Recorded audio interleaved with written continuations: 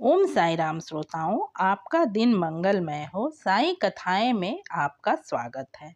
आइए सुनते हैं मेरे यानी उषा कुशवाहा द्वारा लिखित पुस्तक कलयुग में आए साई के कुछ अंश।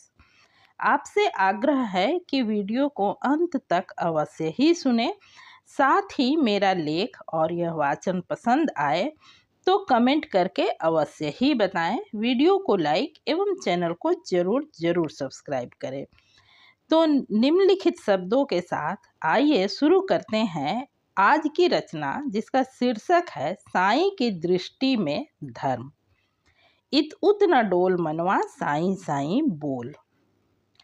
श्रोताओं, ये सत्य है कि श्री साईं जब देह रूप में शिरडी गांव के द्वारका माई में मौजूद थे, उन्होंने कभी भी दरबार लगाकर या वर्तमान के तथाकथित संत और गुरुओं की तरह कोई प्रवचन नहीं दिया, ना ही किसी के कानों में कोई मंत्र ही फूंके।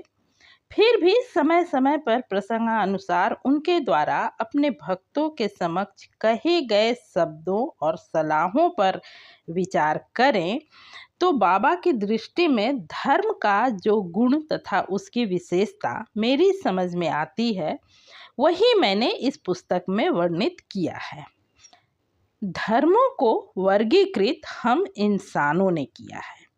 हमें बनाने वाले ईश्वर भगवान तो एक ही हैं और उन्होंने हमें धर्म भी एक ही देकर धरती पर भेजा है, और वह है मानवता का धर्म। क्योंकि सृष्टि के सभी प्राणियों में मनुष्य सबसे समझदार प्राणी है। अपनी इस समझ और बुद्धि के बल पर वह अपने से अधिक बलशाली जीवों पर भी राज करता है। इसलिए ईश्वर ने मानव जाति के लिए कुछ नियम निर्धारित किए। संतों और ज्ञानियों के अनुसार यही धर्म है, जिन्हें मानव धर्म कह सकते हैं। दया, प्रेम और समभाव जिनके गुण हैं। दया वह नहीं जो किसी दुखी और परेशान इंसान या कोई और जीव की भी मदद का हाथ तब तक ना बढ़ाए जब तक कि उससे कोई रिश्ता या भविष्य में किसी तरह का कोई लाभ की संभावना दिखाई ना दे। दया हृदय में उत्पन्न होने वाला वह सुंदर भाव है जो किसी भी दुखी, पीड़ित या लाचार को देखकर इंसान के मन में स्वतः ही उत्पन्न होता है। फिर वह उस जीव की हर संभव सहायता करने को तत्पर हो उठता है। उस वक्त उसके मस्तिष्क में पल भर को भी यह विचार नहीं आता कि उसके द्वारा किए गए इस मदद के बदले उसे किसी भी तरह का कोई लाभ मिलने वाला है या नहीं। बस उस प्राणी को सुख पहुंचाना, उसे मौजूदा संकट से उबारना ही एकमात्र ध्येय होता है। ऐसे कर्मों के बदले प्रत्यक्ष में भले ही कोई लाभ दिखाई ना दे, किंतु इस भाव से किए गए कर्म के बदले मन को जो शांति, सुकून की अनुभूति होती है, वह अतुलनीय है।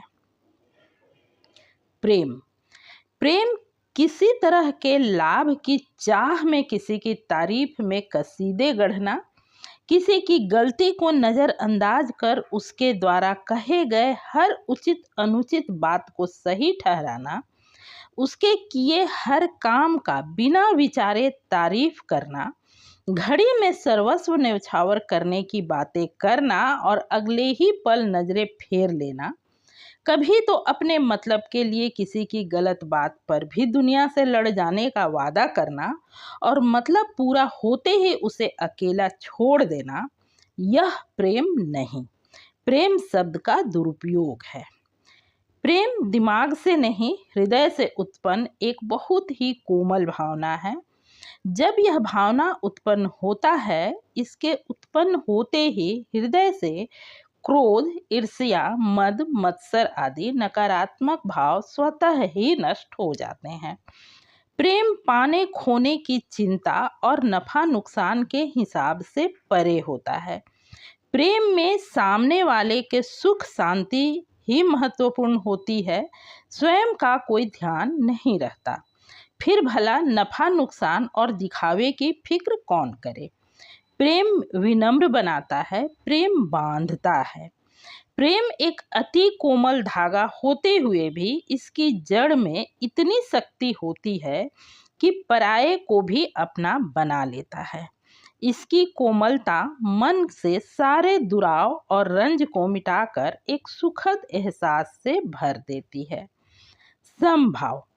समभाव वह नहीं जो कुछ दोस्तों संग मिलकर पार्टी पिकनिक कर लिया या अपने घर के किसी आयोजन में आस पड़ोस के सभी लोगों को समान रूप से न्योता दे दिया, अपने बच्चों या परिवार के सदस्यों के लिए किसी त्योहार किसी खास मौकों पर समान उपहार वगैरह प्रदान कर दिए।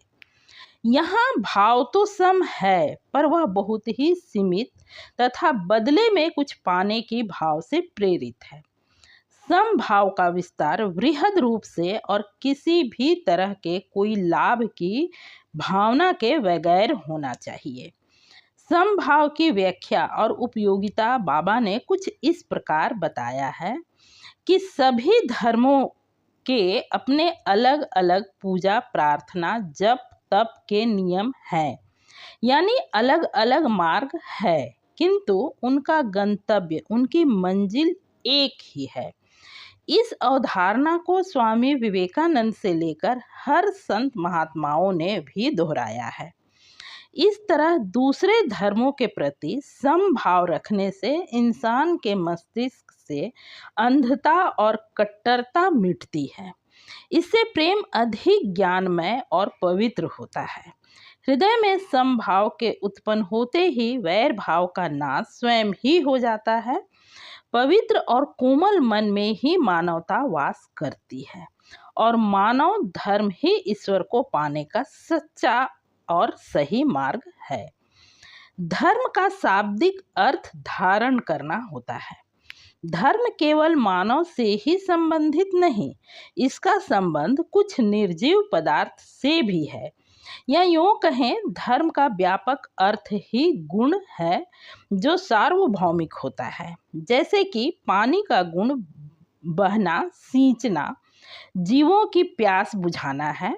अग्नि का धर्म रोशनी उष्मा देना और संपर्क में आए वस्तु को जलाना है, जो सार्वभौमिक है। स्थान समय या किसी रंग रूप से इसके गुण में कोई फर्क नहीं पड़ता। ऐसा नहीं कि जल एक स्थान पर प्यास बुझाता है तो दूसरे स्थान या दूसरे देश में जाकर उसका गुण बदलकर कुछ और हो जाए, और अग्नि का गुण जलाने के बजाय कुछ और। फिर मानव के लिए यह अलग अलग कैसे हो सकता है? धर्म तो एक ही है और वो है दया, प्रेम और समभाव से परिपूर्ण मानव धर्म। आज के लिए बस इतना ही। मिलते हैं किसी अगले वीडियो में। तब तक के लिए ओम साई राम, नमस्कार। वीडियो में पूरे वीडियो सुनने के लिए हार्दिक धन्यवाद। नमस्कार।